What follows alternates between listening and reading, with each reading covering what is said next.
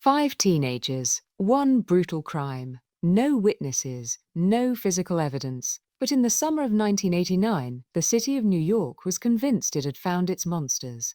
These boys were dragged into the glare of the media spotlight and thrown into a system that never gave them a chance. What really happened in Central Park that night? And how did the truth stay buried for over a decade? April 19, 1989. Central Park, New York City. A 28-year-old investment banker named Trisha Marley was out for a jog. She never made it home. Hours later, she was found near death in the woods, unconscious, naked, and beaten beyond recognition. Her skull was fractured, her body left in the dirt. She spent 12 days in a coma. The city erupted in fear. A series of unrelated attacks had happened in the park that night. Muggings, assaults, and chaos. The media labeled it wilding, a term twisted to describe groups of Black and Latino teens causing mayhem. And then came the arrests. Kevin Richardson, Raymond Santana, Antron McRae, Yusef Salam, Corey Wise, aged between 14 and 16. They were interrogated for hours, some over 24.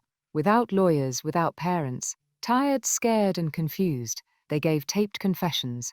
But there was a catch. None of their stories matched. Each boy placed himself at the scene, but none could agree on who did what, or even the timeline.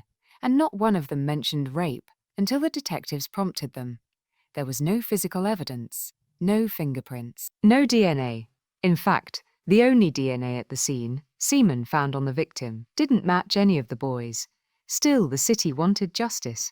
Or rather, it wanted someone to blame.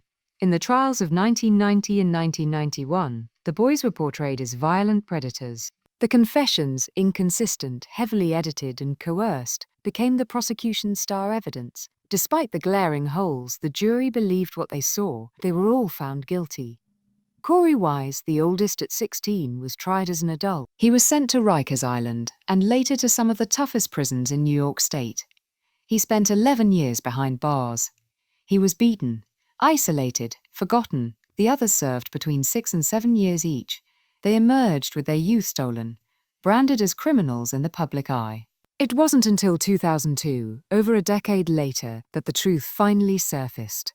A man named Matthias Reyes, already serving a life sentence for other violent rapes and a murder, confessed to the crime. He told officials he had attacked Maylee alone, and this time, the DNA matched. The state had convicted 5 innocent boys. Their lives, torn apart for a crime they didn't commit, were finally acknowledged as a miscarriage of justice. The convictions were vacated. The Central Park 5 were exonerated. Years later, the city would settle a civil suit for $41 million.